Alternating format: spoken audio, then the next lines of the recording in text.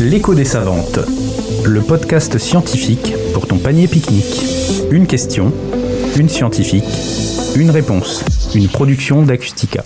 L'écho des savantes, une série de podcasts proposés dans le cadre du mois de la santé avec Acustica. Et pour échanger avec nous, pour cette série de podcasts, j'accueille Anaëlle Mugéo, qui est praticien hospitalo-universitaire au laboratoire de bactériologie du CHU de Reims et également enseignante-chercheuse à l'INSERM. Bonjour Anaëlle et merci. Bonjour.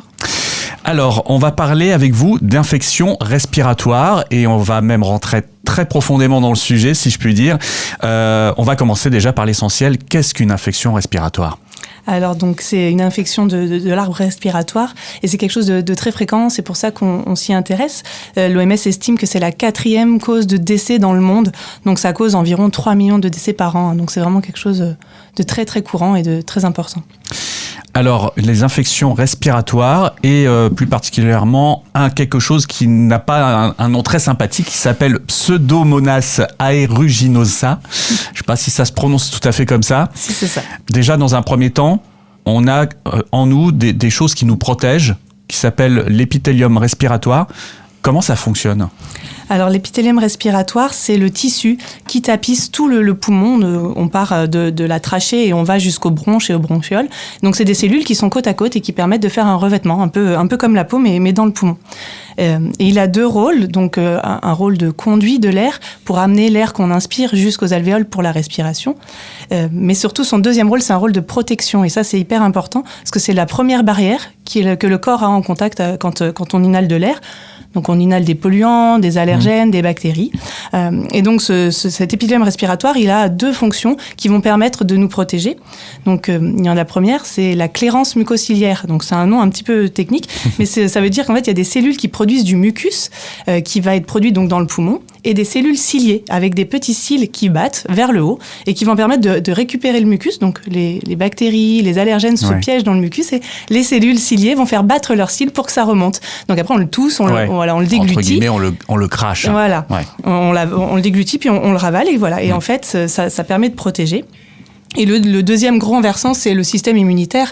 Donc ça, on en a partout dans le corps, mais il y en a aussi dans le poumon, avec des cellules qui sont faites exprès pour patrouiller, pour trouver les bactéries et les pathogènes qu'on inhale, et puis pour les détruire. Donc par exemple, les macrophages, ceux qui boulotent les bactéries.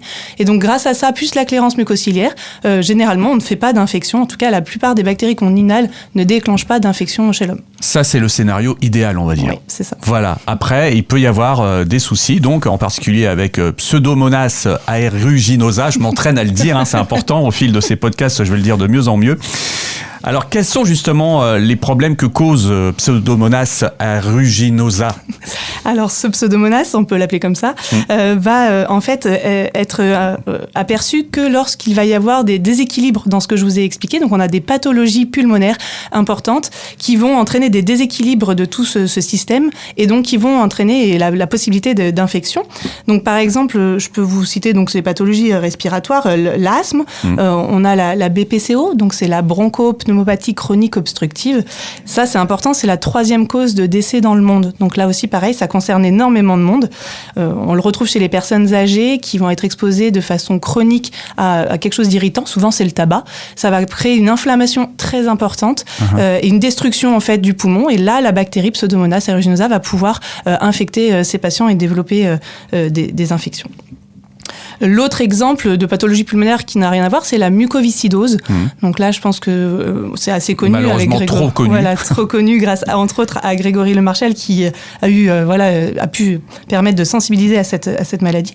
Donc ça, c'est une maladie génétique, héréditaire, qu'on a chez l'enfant jeune et qui va entraîner une mutation dans un canal. Donc sur les cellules, le flux ionique et le flux d'eau ne se fait pas correctement et ça va en fait entraîner un dessèchement du mucus dont je vous parlais tout à l'heure. Il va devenir très épais, très épaissi et il va plus pouvoir remonter en fait avec la clairance. Il va plus faire son rôle correctement. Non, et là les bactéries s'accumulent dans les voies respiratoires et Pseudomonas en profite pour infecter également et développer des infections chez ces patients-là.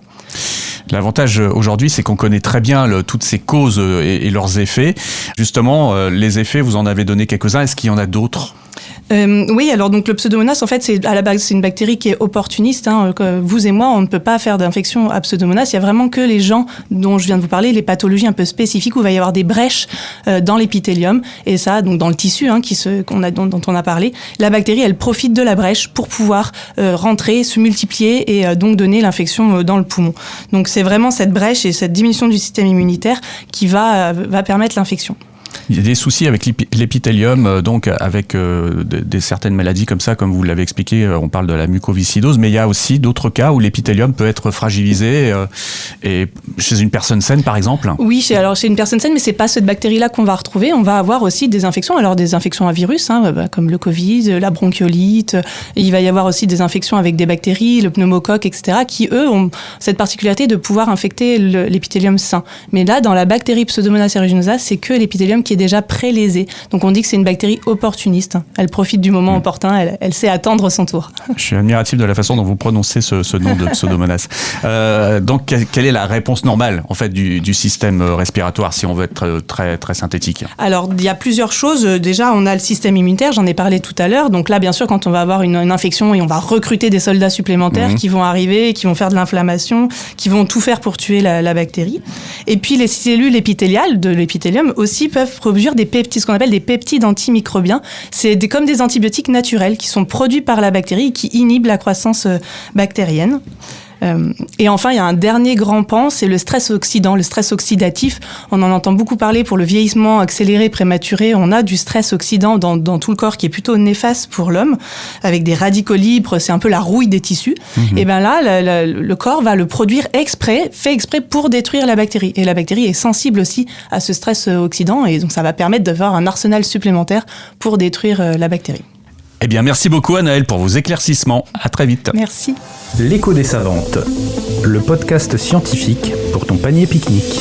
Une question, une scientifique, une réponse, une production d'Acustica.